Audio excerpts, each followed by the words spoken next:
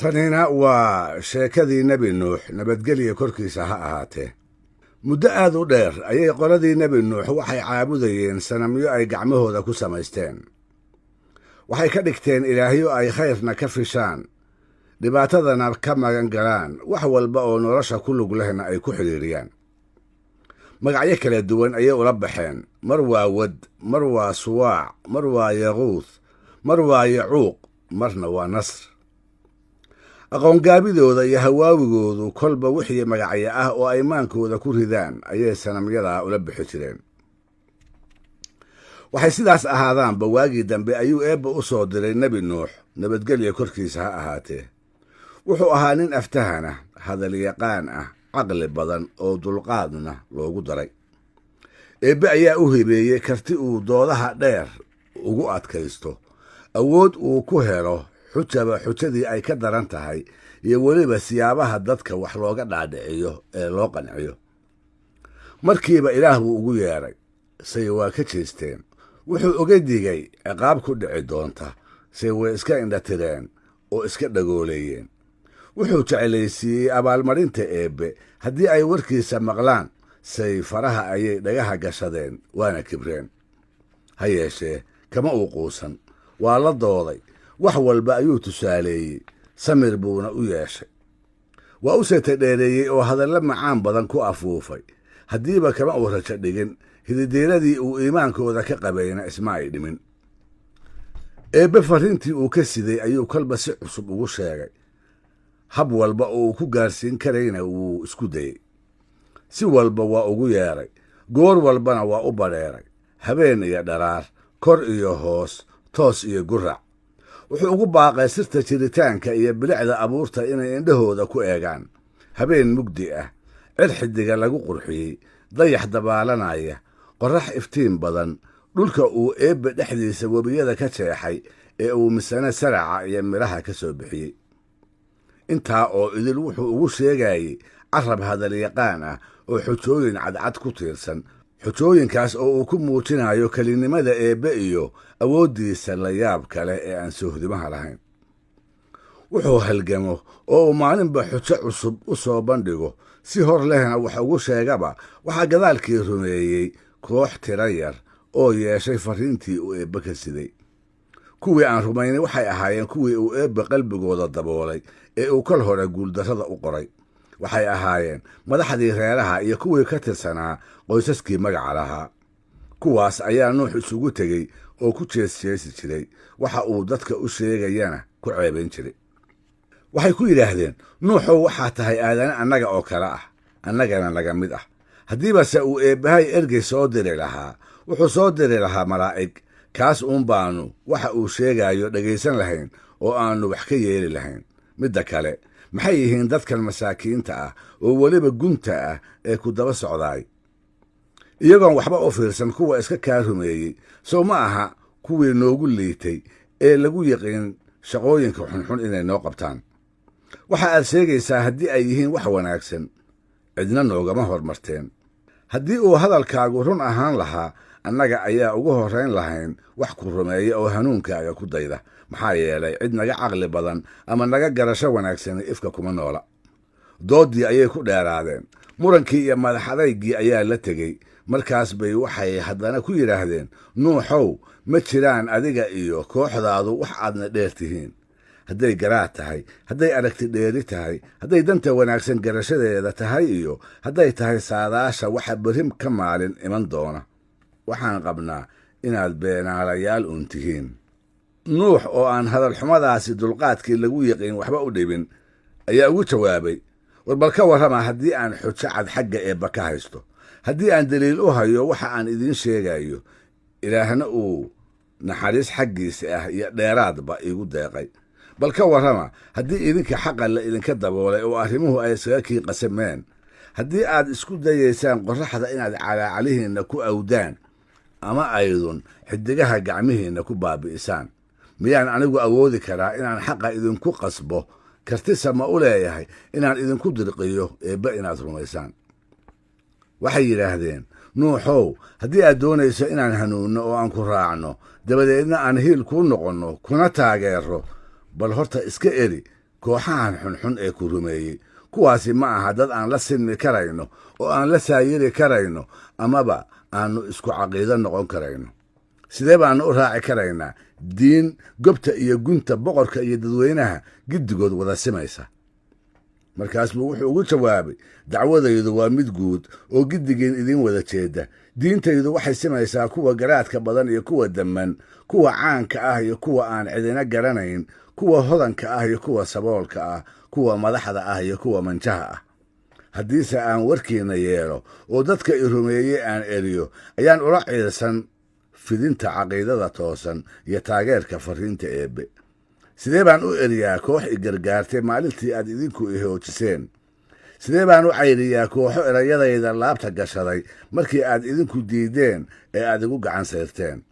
maxaanse eebbe la hortegi doonaa haddii ay berri igu dacweeyaan oo ay ku yidhaahdaan, ilaahow wanaaggayagii ayuu abaaldarro noogu beddelay?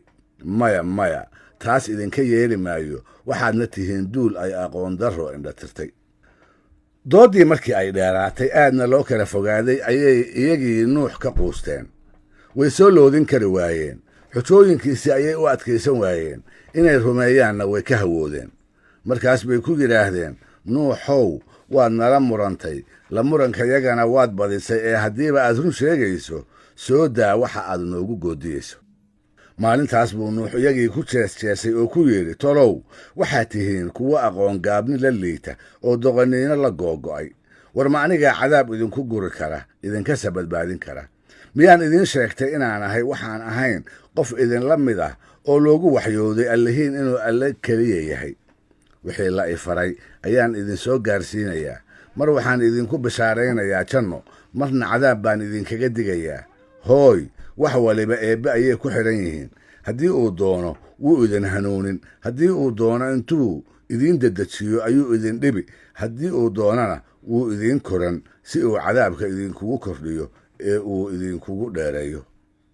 si ay farriinta loo soo dhiibay ugu gutaan sida ugu wanaagsan, waxaa nebiyada loogu deeqay awood ay dhibaatooyinka ugu adkaystaan iyo dhabar adayg ay doodaha dheer ugu sabri karaan. waxaa la siiyey dulqaad xaddhaafa iyo hididiilo aan soo oodumin oo ay ka qabaan cidda ay farriinta gaarsiinayaan hanuunkeeda. taas waxaa loo yeelay inaan rasuullada kadib dadku eebbe u helin xujo ay kula hadlaan. qof gaaloobayna nebiyada dabadood aanu cududaarba u yeelan. nuux wuxuu ka mid ahaa rasuullada qaarka niyad adeegga ku tilmaanaa. 950 sano ayuu qoladiisii dhex joogay, isaga oo dhibaatadooda u adkaysanaya, jeesjeeskoodana dulqaad u leh. marna kama ay dhammaan rajadii uu ka qabay diinta uu ugu yeeraya inay rumeeyaan, kamana u quusan. hase ahaatee kibir iyo gaalnimo ayay waanadiisii ka sii qaadeen, wayna ku sii fogaadeen. muddadii kolkii ay dheeraatay ayay rajadiisii soo yaryaraatay. kolkaas buu eebbe u jeestay oo u ashtakooday. wuxuu ka duraantay inuu taakuleeyo, tusiyana wixii uu ka yeeli lahaa duulkan uu maarada u waayey ee uu wax walba ku dayey, asii ku soo loodsami waayey. eebbe ayaa kolkaa u waxyooday oo u sheegay intii maalintaas rumaysnayd mooye inaan cid kale rumayn doonin. kolkaas baa waxaa la faray inaannu kol dambe ka murugoon falalkii xumaa ee ay ku kacayeen. nebi nuux kolkuu hubsaday xukunka eebbe inaannu ka noqosho lahayn, kolkuu ogaaday inaan cid kale rumayn doonin, in qalbigooda la daboolay, in qufullo lagu xidhay oo ay xujo kasta ka dhagala yihiin, intaasiba kolkii ay u caddaatay ayaa samirkii ka idlaaday. si kal iyo laab ah intuu xagga eebbe ugu jeestay ayuu habaaramay, wuxuuna ka duraantay arlada dusheeda inaan gaalada midna lagaga tegin, marba haddaanay gaal xun mooye wax kale dhali doonin. rabbi habaarkiisii ayuu aqbalay, wuxuuna ugu waxyooday inuu doonni sameeyo, taasoo inta isaga rumaysay duufaanta soo socota lagaga badbaadin doono. waxaa lagu amray kuwa daalimiinta ah ee biyaha lagu maanshayn doono inaannu eebbe kala hadlin, jeerdhaafna aanu u weydiin. meel magaalada ka fog ayuu degey. wuxuu diyaarsaday looxaan iyo masaamiir. wuxuu bilaabay shaqadii uu eebba u diray, ha yeeshee marna kama uu badbaadin jeesjeeska tolkii oo ahaa qoladii loo soo diray. qaar baa waxay ku yidhaahdeen, nuuxow maanta ka hor waxaad noo sheegan jirtay inaad nebi iyo rasuul tahay. waa yaabe, sidee baad haddana faaradle ku noqotay? nebinimadii miyaad iska nacday mise waxaad jeclaatay geeda qoridda? qaar kalena waxay ku yidhaahdeen maxay tahay doonidan aad ku samaynaysaa kobtan aan badda iyo webiyada toona lahayn? ma waxaad u diyaarsatay dibi kuu jiidi doonta mase hawada ayaa kuu xambaari doonta? danse uma ogeli jirin jeesjeeskooda, hadalxumadoodana wuu iska dhegatiri jiray. wuxuu u sheegay sida ay ugu jeesjeesayaan si la mid ah isaga iyo muuminiintuna inay markooda ugu jeesjeesi doonaan. waa u dardaar wariyey, wuxuuna ku yidhi waad ogaan doontaan cadaab joogto ah oo dulleeya kuwa mudan doona. hawlihiisii ayuu si buuxda ugu jeestay. doonidiisii iyo toosintii alwaaxdeeda ayuu ku mashquulay. qaybaheedii ayuu isa suray oo isku xirxiray. waxay soo baxday dooni dhab ah oo loox iyo masaamiir ka samaysan. markaas buu iska sugay amarka eebbe ee soo aadan. waxyigii ayaa ku soo degay, waxaana lagu yidhi haddii uu amarka yagu yimaado ee aayadahayaga ay wax kaaga muuqdaan, doonidaada fuul, waxaadna ku qaaddaa inta ku rumaysay iyo reerkaaga, wax walba oo noolna laba ka qaad, mid lab iyo mid dhadig, inta uu qorshaha eebbe fulayo. albaabadii cirka ayaa ballaqmay.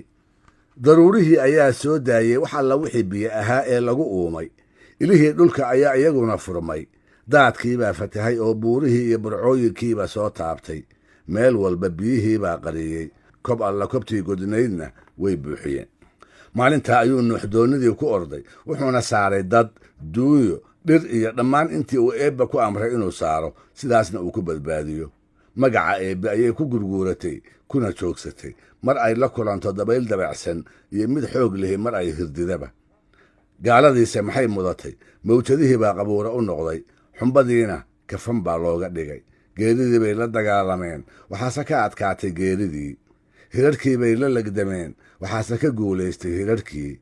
wakhti kooban kadibna waxay giddigood ku dhex qarsoomeen ilaha dhulka ka burqaday iyo dhibicda cirka daadkii uu rabbi ka sameeyey. nebi nuux, nabadgelya korkiisa ha ahaatee, ayaa dabadeed dheeggii doonida u baxay. kolkaas baa waxaa u muuqday wiilkiisii kancaan oo ahaa nin uu eebbe awal hore ayaan darro u qoray. aabbihii ayuu ka fogaaday, wuxuuna ku gacan sayray caqiidadii uu faafinayey. wuxuu arkay inankiisii oo mawjadaha la dagaalamaya, iskuna dayaya inuu helo buur ama burco uu ku nabadgeli karo. wuxuu ahaa dadaal u dhigma hal bacad lagu lisay caano laga fisho. waxaa u muuqatay geeridii oo inankiisa caasha soo saartay markii ay mawjaduhu dhexda gashadeen. waa beer wax dhalaye, laabta ayaa gubatay. jacaylkii waalidnimo ayaa ka adkaaday. wuxuu fishay inuu dadka rumeeyey ka mid noqdo, sidaasna uu kaga badbaado hoogga uu ku jiro. markaas buu u yeeray bal inuu soo dabco, bal inay waanadu mar uun dubaaqiisa taabato. wuxuu ku yidhi, maandhow, halkee baad u carari? ma waxaa jirta amarka iyo qadarta eebbe meel lagaga baxsan karo? ma jirtee, adigoo muumina doonida soo fuul si aad reerkiinna ugu soo biirto, lafahaagana aad u badbaadiso.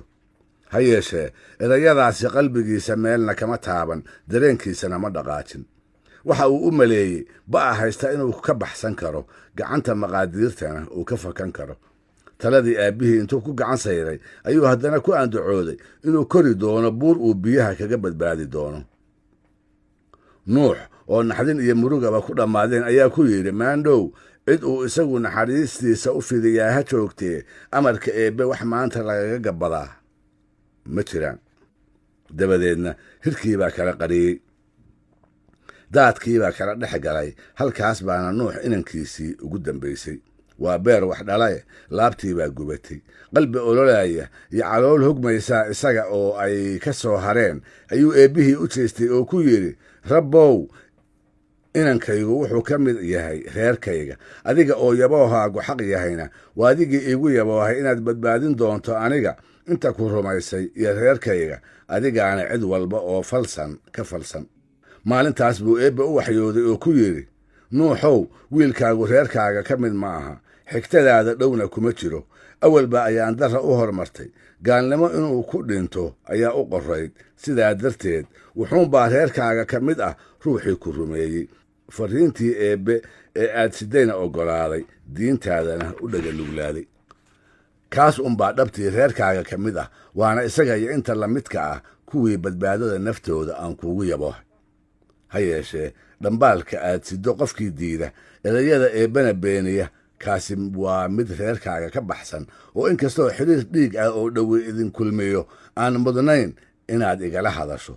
buur uu ku baxsado haddoon doonto amaba tol iyo laandheerannimo ciirsi ha moodee waa hubaal afka inuu ciidda gashan doono, naftu ay silic kaga bixi doonto, dabadeedna ay naartu hoy joogto ah u noqon doonto.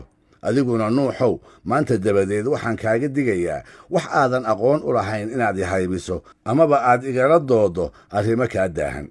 waxaan kugu waaninayaa kuwa aqoonlaawayaasha ah in aadan ka mid noqon. markaas uunbuu nuux gartay inuu meel ka dhacay. in jacaylka iyo naxariista aabbannimo ay xaqii ka weeciyeen ayuu ogaaday. waxaa ku habboonayd intuu calaacalaha wadho eebbe inuu uga mahadnaqo badbaadadii uu ugu deeqay isaga iyo intii rumaysay iyo jabkii maanshaynta ahaa ee uu gaalada ku cirib gooyey. maalintaas buu eebbe u jeestay oo dembidhaaf weydiistay, cadhadiisana ka magan galay. amarkii eebbe kolkii uu yoolkiisi gaaray ee wixii gaalo ahaana la cirib tiray ayuu roobkii kacay oo dhibcidii joogsatay. dhulkiina biyihii ka soo burqaday ayuu liqay. doonidiina waxay ku xiratay buurta aljuudi la yidhaahdo, waxaana la yidhi dayre waxay u sugnaatay kuwa daalimiinta ah. dabadeedna waxaa nuux loo sheegay, adiga iyo qoladaada inta ku rumaysay dhulka u dega, barakada eebbe ha idiin wehel yeesho, weligiinna ha idin daryeelo.